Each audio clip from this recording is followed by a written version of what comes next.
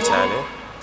Amazina yanjye ni Iraguha Emmanuel, ndi HR cyangwa Human Resource wo muri Africa Uniforms cyangwa se uruganda mwasuye.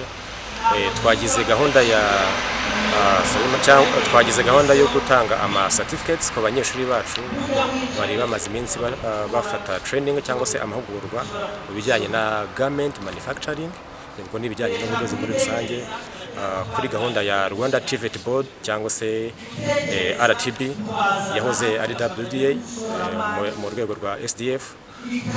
Hanyuma no kuvuga ngo rero uyu munsi ni umunsi mukuru twagize wa ceremony cyangwa se celebration yo gushimira abanyeshuri bacu bamaze amezi 6 bakora amahugurwa. Icyo twabwira urubyiruko muri rusange, hari abantu usanga wenda ubabwiye ngo nimuze mushaka akazi kajyanye n'ibijyanye n'ubudozi, ugasanga bati ni akazi gaciriritse, ni akazi k'abagore. Oya, ntabwo ariko bimeze. Bivuga ngo nk'ubu ngubu hano dufite aba bashoje like nka 70% bafite n'abagore, hanyuma nka 30% n'abagabo. Urumva ko muri rusange uru rwego rwitabirwa n'abagore cyane ugiye kureba, ariko ugiye kureba gahunda ya leta niyo dushaka gushyiramo ingufu cyane kugira ngo imibereho y'abagore izamuke, ariko n'abandi muri rusange abagabo nabo cyangwa se igitsina gabo nabo amarimba arakinguye kandi nta limite iriho cyangwa se nta mbogamizi iriho.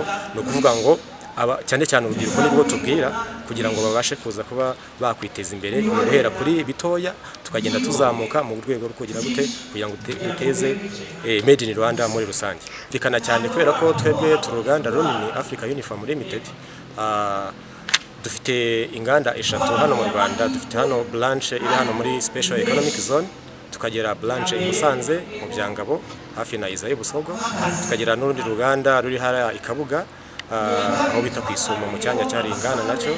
No kuvuga ngo kuri gahunda abantu bashoje kuri training twari dufite abagera kuri 400, abanyeshuri 400. No kuvuga ngo 70% direct tuzahita tubaha akazi. No kuvuga ngo muri makeya nta kibazo cy'ubushomeri kirimo, hanyuma abandi nabo tube twabafasha kuba babona ahandi bakora imirimo abo tutabasha gufata muri rusange. Amazina ni Ishimwe Teddy, dusanze mu gikorwa cyangwa se umuhango wo kurangiza amahugurwa y'amezi 6 twari tumaze duhugurwa ku bijyanye n'ubudozi.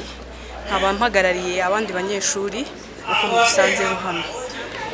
Umwuga w'ubudozi abantu benshi bakundaga kusuzugura, nanjye ubwanjye nari mu bantu bawusuzuguraga, ariko naje gufata intambwe ya mbere kuko kenshi urubyiruko rurangiza kwiga amashuri yisumbuye ariko ntiruhite rubona amahirwe yo kujya mu makaminuza, ugasanga bagumye bicaye bari aho ngo nta mwuga yakwiga, ngo nta kintu yakora adafite kaminuza.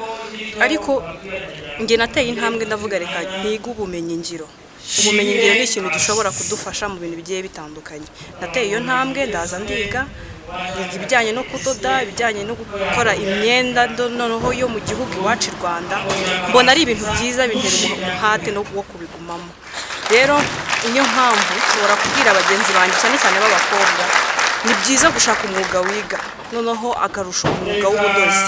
Ni umwuga ugihari, ni umwuga ugifite akazi, byadufasha kwiteza imbere mu bintu bigiye bitandukanye. Imbogamizi ntago zabura, imbogamizi tugenda duhura nazo cyane cyane ariko mu gutangira iyo utarabimenya neza ukigishwa ibintu biba bitandukanye, amaterima akoreshwa, ni navuga ko bigora mu gutangira. Ariko iyo ufite umutima ukomeye ubishaka ubifitemo ubushobozi urabikora kandi bigakunda. So imyenda tukora rero ni made in Africa cyangwa se in Rwanda, turabishoboye turabikora cyane. Rero byaba byiza mutwegereye, nibwo byaba byiza tukabereka nyine cyangwa tukabereka uburyo tubikora, ubwo mushobora kubimenya cyane. Imbogamizi ntizabura ariko ifite umutima ukomeye uratwegera tukagufasha nawe ukazagira ejo hazaza. Nitwa Hitimana Saidi, abadumiza kuri Uganda Africa Uniform.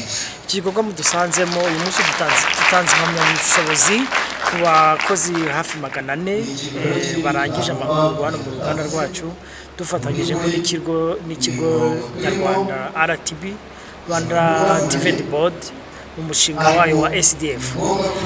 Iki gikorwa mudusanzemo nuko nayo bivuze dutanze impamyabushobozi, bamaze amezi 6 hano biga. Mu nyuma y'amezi 6 buriya tugiye kubaha akazi, ubundi barabanyeshuri tugiye kubona akazi. Ikindi kintu gishobora kubamarira abantu bari hano bashobora no kujya guhanga umurimo bakurikije ibyo bamaze kwiga hano. mu byo bamaze kwiga twabigisha umwuga cyane cyane hano mu mwuga w'ubudozi, ariko ni ubudozi ku rwego mpuzamahanga rugezweho, urwego mpuzamahanga. Buriya bashobora guhanga umurimo, bafite ubumenyi bavanye hano buri teori na pratique kugira ngo bahange umurimo, ariko tunateganya ko twabaha akazi.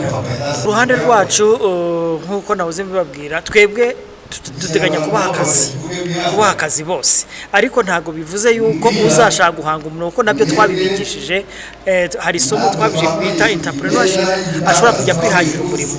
Twababwiye inzego bashobora kuzanyuramo kugira ngo hari inzego za leta ziriho zifasha abantu bize umwuga nk'uyu uburyo bashobora kubona ibikoresho byo guhanga umurimo. Tuzabaherekeza narwo muri urwo rugendo, tubereke inzira abazabikenera. Hanyuma nk'abasore, ubuyobozi bw'igihugu bushishikarije gukomeza guhugura abantu benshi. Turateganya kuzakomeza gukorana na RTB, Rwanda TVET Board, kugira ngo tubone umubare munini ushoboka kugira ngo dukomeze duhugure abana b'Abanyarwanda. Urubyiruko rwa mbere ni ugukura amaboko mu mufuka. Urubyiruko ni ugukura amaboko mu mufuka, ruziga imyuga irahari nk'uko leta yabitekereje, kwigira ku bigo bisanzwe bikora bihari. Imyuga irahari, abantu barayiga bakavana amaboko mu mufuka kugira ngo batekereze ejo heza habo. Ntabwo uzatekereje ejo heza wirirwa uri mu muhanda ntacyo wakora, kandi hari ahantu ushobora kugenda ukicara bakakwigisha, ukahavana ubumenyi bushobora kuzakubera imbarutso y'urugendo rwawe rw'ubuzima.